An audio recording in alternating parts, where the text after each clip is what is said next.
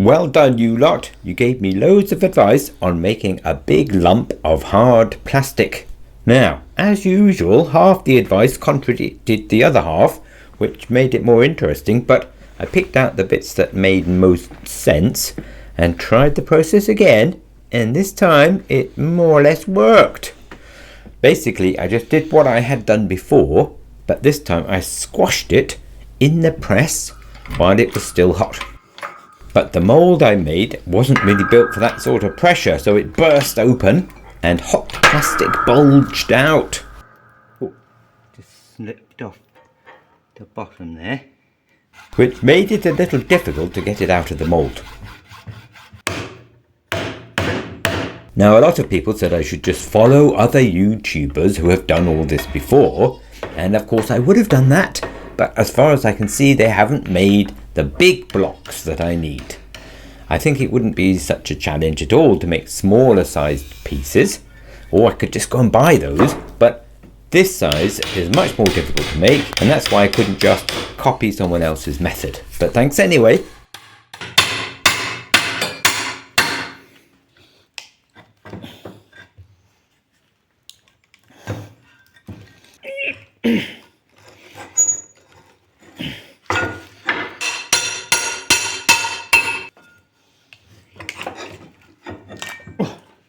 Yeah, easy. See that bulge? The pretty stripy bulge, by the way, that's the hot plastic pushing back into the timber that was supposed to be squashing it down. So you can see we're talking big pressures here.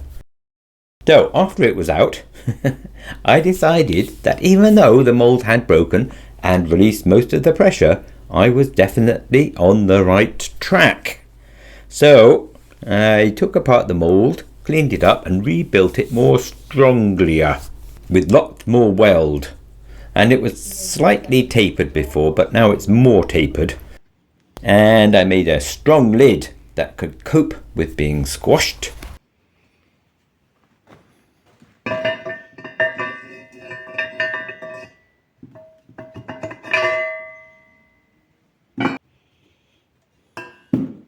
And then I oiled the inside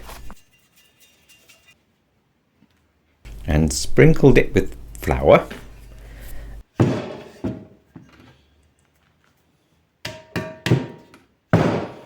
And lined the base with baking powder.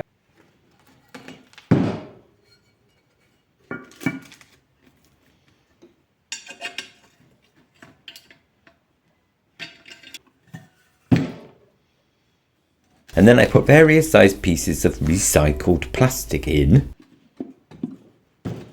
Some that had been used before. And some from the sleeper offcuts. I will sweep up the plastic shavings too from the workshop and use those and see how they do too. Now, of course, many people said I should use smaller pieces in the melting pot.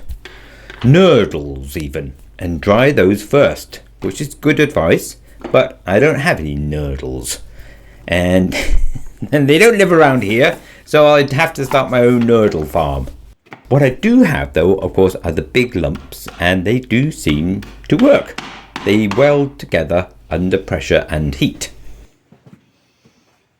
Anyway, then I put the whole lot in the oven for 90 minutes at 225 degrees Celsius. I had to carry the hot mould back down to the barn in a wooden bee box because the heat would get through the gloves if I just used those. Now, of course, a crust forms on the surface very quickly, but the aim here is not to try and get the bubbles out through the plastic. Instead, the aim is to squash the bubbles until they're very small and keep them small until the plastic around them sets hard. Now, I applied pressure until the plastic oozed out around the bottom. That's another improvement that could be made on the mould. I waited an hour so it was cool enough to handle, and the block popped out of the mould more easily than any of the previous times.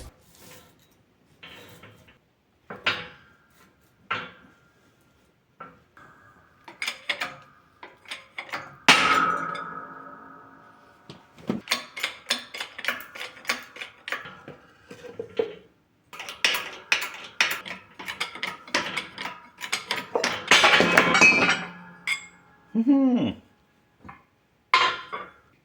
this is what it looks like. Pretty good, I'm thinking. Better than my first attempts anyway.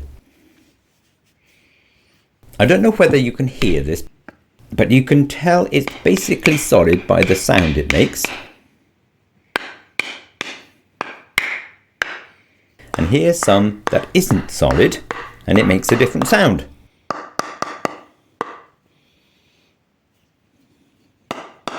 And this is what it looks like when it's been squared off. Yes, there are some small voids, but they really are shallow and small. So I put some body filler in the holes, and that seems to stick very firmly in place. And this is after some tilted machining on the router, making provision for the bearings and the bolts for the little car, the Mott.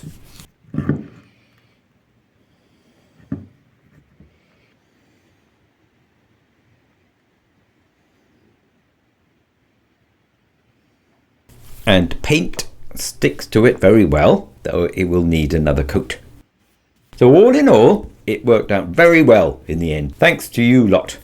And now I can make really solid waterproof blocks for pennies.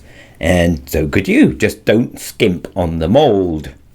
I wonder what other problems we could solve between us. I could make a video pointing out what the challenges and difficulties are, and then you lot could apply your generous brains, and between us we'd figure everything out. How's that for a plan?